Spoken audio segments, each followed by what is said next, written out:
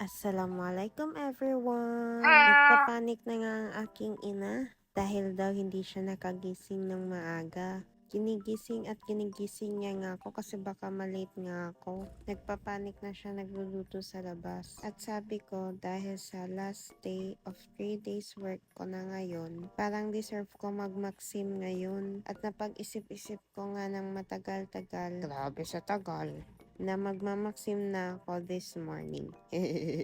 Kumbaga ba, reward sa sarili mo. Pero seryoso, pagod na ako.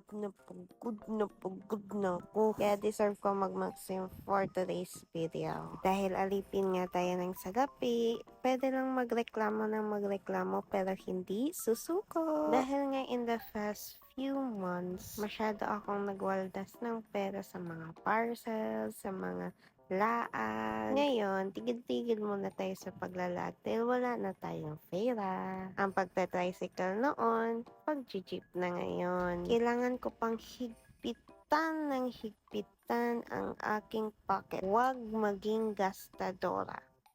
Period. Yun lang yung goal ko. Talaga. Kasi nga, kailangan na nating mag-ipon. Parang napagtanto ko na hindi pala healthy yung labas ka ng labas ng pera. So far, mawawalan ka ng pera. Kaya ngayon, tipid-tipid muna. Talaga. Pero sana mapanindigan ko.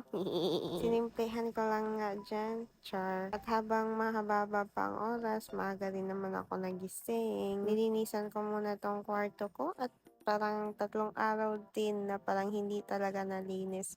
Dahil nga sa pag-uwi ko, pagod na tayo, kaya tulog na lang diretso. At nagmamadali na nga akong bumaba dahil nandyan na si kuya. Okay rin naman mag-jeep, pero ang totoo niyan, late na talaga ako noon. Naligo ako ng 6, tapos magbibihis pa ako, tapos magpaplansya pa ako. So, hindi na siya abot. Dapat mga 6:15, alis na ako ng bahay. Para darating ako ng hospital is 6:45. Pag nag-jeep talaga ako, inaorasan ko. Kasi mahirap na ate. Baka malate ako, sayang din yung bawas doon, no? So, ngayon nga, pauwi na ako. At ang saya-saya ko talaga, guys, na day off ko na finally.